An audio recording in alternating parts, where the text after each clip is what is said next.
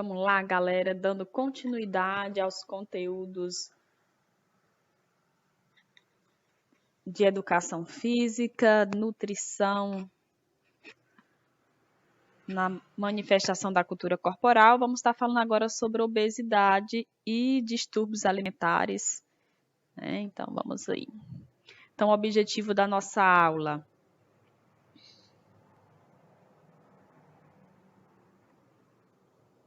é justamente conhecer, né, um pouco mais sobre obesidade, sobre essa doença crônica, né, e os seus tipos, conhecer também os distúrbios alimentares e de imagem e aprender a calcular o índice de massa corporal e a relação cintura-quadril. Vamos lá. Então, a obesidade, ela é uma doença crônica, né? Ela é considerada sim uma doença de origem multifatorial, de grande prevalência e impacto sobre a saúde. Então, a obesidade ela tem crescido muito mesmo, e principalmente no público jovem, né? O sedentarismo está causando isso. Então, ela é definida como acúmulo excessivo de tecido adiposo, né? Que é a gordura, tendo seu desenvolvimento associado a diversos fatores, entre eles os dietéticos, ambientais e genéticos. Então, a obesidade, ela não tem uma causa, apenas uma causa só, né? Na verdade, diversos fatores podem contribuir, né, para o aparecimento, o surgimento da obesidade. E até um fator genético também, né? Esse indivíduo, então, o indivíduo tem diversos fatores para a prevalência da obesidade. Então, essa doença, né, já é considerada uma doença, ela tem crescido muito, né? O Ministério da Saúde revela que 49% da população adulta está acima do peso, né? Então, dados de 2017 mostra que o número de obesos só tem a tendência a aumentar. Na verdade, a gente vê que justamente tem crescido mesmo, as pessoas estão cada dia mais sedentárias, e agora após essa pandemia, né, a prática de exercício reduziu bastante em alguns indivíduos, então a tendência de fato, e por sinal, reduzir a prática de exercício, a maioria das pessoas estão adquirindo, né, uns quilinhos a mais, até porque as pessoas ficam ociosas, né, dentro de casa, ficam com receio, medo do vírus, e aí algumas pessoas, quando ficam assim, tende a comer mais, né, e não está tendo esse gasto, né, calórico. Então, a tendência é ter esse aumento do tecido adiposo.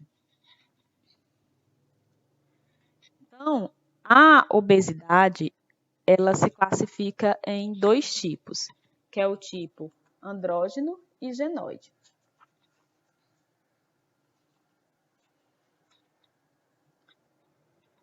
Ou, se você, talvez vocês já até tenham visto essa associação, pessoa pera, pessoa maçã, né?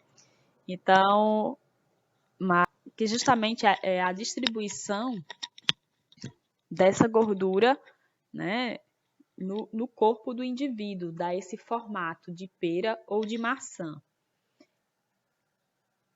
Então, o formato androide, né, que é o formato maçã, o acúmulo dessa gordura se concentra mais justamente nessa região superior do corpo, né, na cintura, braço. Então, justamente nessa região mais central, região do abdômen. Então, esse tipo de gordura, ela torna-se mais, podemos dizer assim, mais perigosa devido ao aparecimento dessas doenças como diabetes, né? Doenças coronarianas, hipertensão. Então, ela se torna mais perigosa para o indivíduo, esse tipo de gordura, do que a genoide. Então, a genoide é o tipo pera, que a gente popularmente, comumente chama. Então, o acúmulo de gordura, ele fica mais nas regiões glúteas, abdômen inferior, né? Região de coxa. Então, o acúmulo de gordura fica mais nessa região inferior do organismo. Olha só, gente, esse tipo de gordura aqui, ela ainda torna-se mais comum no sexo masculino do que no feminino, mas isso não quer dizer que o sexo feminino não apresenta sim, mas e no comparar os dois, é mais fácil você encontrar do sexo feminino nesse formato. Mas é raro você encontrar o sexo masculino em formato de pera. É mais no feminino a aparição dessa distribuição dessa gordura. Mas existe sim homens que acabam tendo essa predisposição e essa distribuição dessa gordura genoide, né? Então, androide, ginoide. Mas é bem comum a gente encontrar mais pessoas com esse tipo de distribuição de gordura corporal.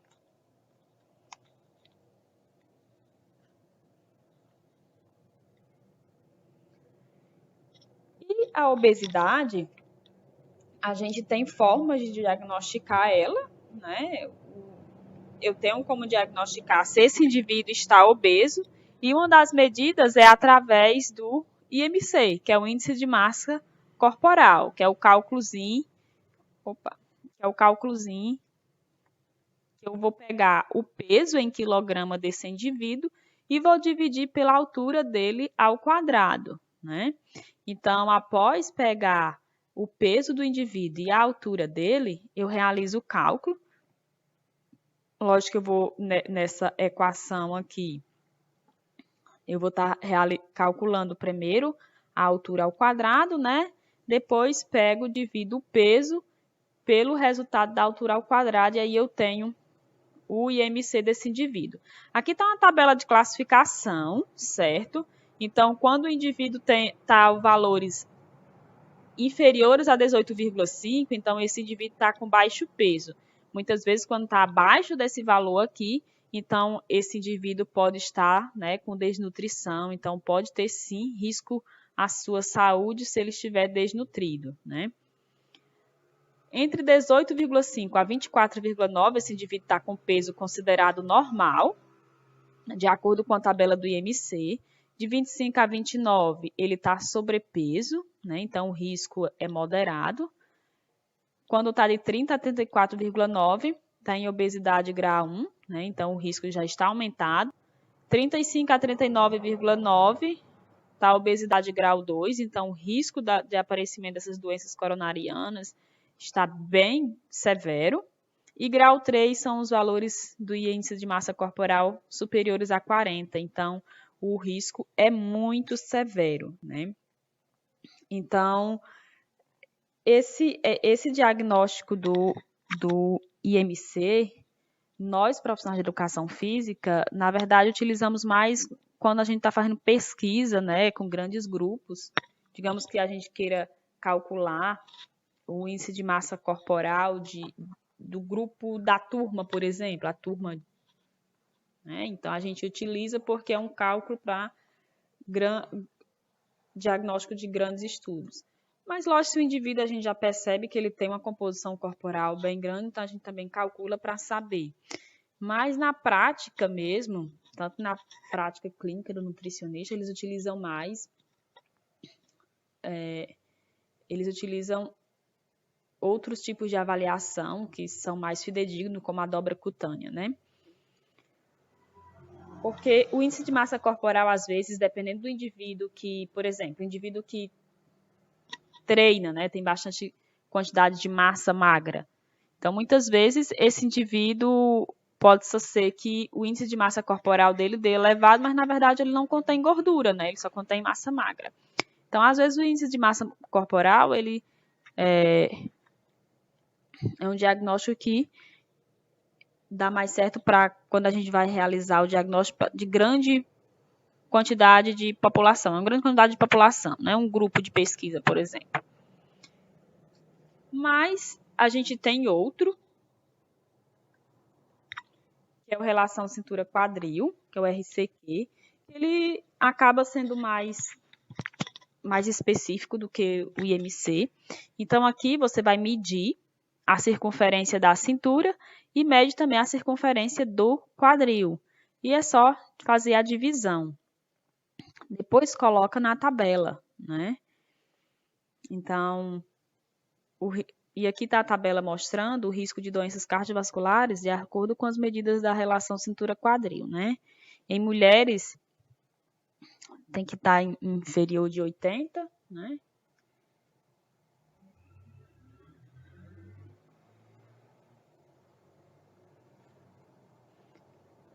Quando ele está entre 80 e 88, o risco é moderado. Quando está superior a 88, é alto risco, né, para doenças cardiovasculares. Isso é a relação cintura-quadril. Lembrando que quando você divide aqui, normalmente vai estar 0, alguma coisa, né? Então, quando vem para a tabela, normalmente vai estar 0,88, né? E aqui é de homens, né? O que considerado normal, inferior a 94, risco moderado 94 a 102, alto risco superior a 102, né? Então, essa aqui é uma tabela de relação de cintura-quadril. Então, você mede sua cintura e mede o quadril, né? E aí, divide. Depois eu vou estar mostrando uma imagem como fazer. Pensei que eu tivesse colocado aqui, mas eu vou colocar uma imagem para... Mas eu acredito que vocês sabem identificar onde é que fica a cintura e o quadril, né? Então, vamos lá. Pronto, então esse foi o nosso conteúdo sobre obesidade, né? E agora vamos estar entrando um pouquinho sobre os distúrbios alimentares e de imagem. Né? Esses distúrbios, muitas vezes, o indivíduo, por sentir essa necessidade de se enquadrar em um padrão, né? Ou de seguir um padrão determinado pela sociedade, ou um padrão midiático, né? Essa preocupação muitas vezes acaba sendo exagerada e o indivíduo acaba não tendo um cuidado com a saúde, né? E como eu já passei para vocês um documentário sobre essa questão da obesidade, né? Que muitas vezes o indivíduo ele não tem esse cuidado de estar saudável, porque nossa preocupação é estar saudável, né? A educação física, lógico que a pessoa tem que se sentir bem com o seu corpo, né? Gostar do seu corpo e principalmente estar saudável, né? Ter uma qualidade de vida. E aí muitas vezes acaba surgindo certos distúrbios quando esse indivíduo tem essa preocupação excessiva, né? Então são distúrbios psicológicos, né? Essa preocupação exagerada muitas vezes traz sérios problemas e uma delas é a anorexia. Na anorexia, o indivíduo ele se vê, se olha no espelho e ele se vê com uma composição corporal maior, né? Muitas vezes ele se vê obeso ou sobrepeso, né? Sendo que ele não está, né? A imagem representa muito bem, o indivíduo está super magro, né? Mas aí quando se olha no espelho ele vê, né, sobrepeso. Então, uma das características do indivíduo que está anorexo, ele tem um intenso temor de ganhar peso, então ele tem muito medo de ganhar peso, por isso que ele para de comer, né? Ele não come, ele passa a recusar também manter um peso corporal acima de um peso normal, mínimo, para a sua idade e altura, né? Então, quando a gente calcula o índice de massa corporal de um indivíduo anorexo, ele vai estar bem abaixo daqueles valores que foi mostrado na tabela, né? E uma das causas fisiológicas que traz para o indivíduo anorexo na mulher, até porque é mais comum no sexo feminino a presença da anorexia. Temos diversos casos aí de principalmente atores, né, cantores que acabaram ficando anorexos justamente para poder seguir esse padrão estabelecido de beleza da sociedade. Então, acontece a ausência do ciclo menstrual, né? Já que o indivíduo não se alimenta E para nosso organismo funcionar, a gente já viu que a gente necessita de nutrientes, né? Então, esses nutrientes vêm do alimento, né? E quando o indivíduo não se alimenta, então, automaticamente, esse organismo dele vai parar de funcionar, né? O organismo ele vai procurar ser inteligente, vai tentar manter, né? Procurar manter o máximo possível esse indivíduo vivo. Então, determinados ciclos vai acabar parando de funcionar para ver se eles se mantém vivo, né? Então, na mulher, acaba acontecendo a ausência do ciclo menstrual. Então, o indivíduo ele para de se alimentar, né? Na anorexia. E quando ele se olha no espelho, ele vê sua imagem distorcida, né? Ele vê sua imagem refletida como uma pessoa obesa.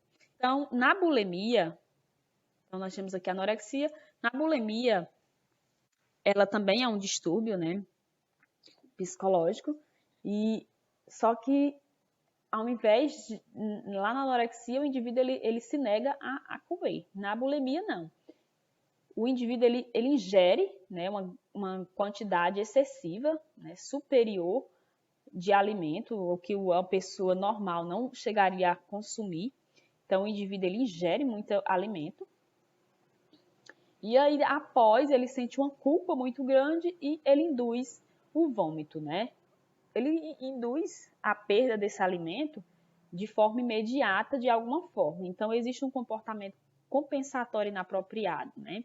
Então, depois da ingestão desse alimento, ele procura, né, de alguma forma, compensar essa quantidade de caloria ingerida para poder não ganhar peso, né? Então, ele pode chegar a induzir o vômito, então ele ingerir algum laxante, ou ele passa a ter jejum, né? Ou ele pode também praticar exercício de forma excessiva, né? Ele acaba praticando exercício de forma excessiva.